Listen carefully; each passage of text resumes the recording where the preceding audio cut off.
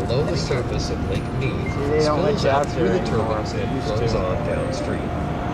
Water temperature of the turbines averages 53 to 55 degrees. Oh, there's a boat.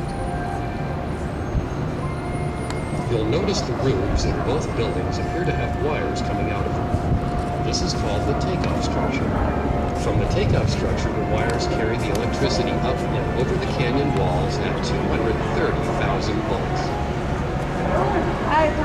Cantilever towers that support and direct the wires lean into the canyon to ensure the wires do not touch the walls and cause a short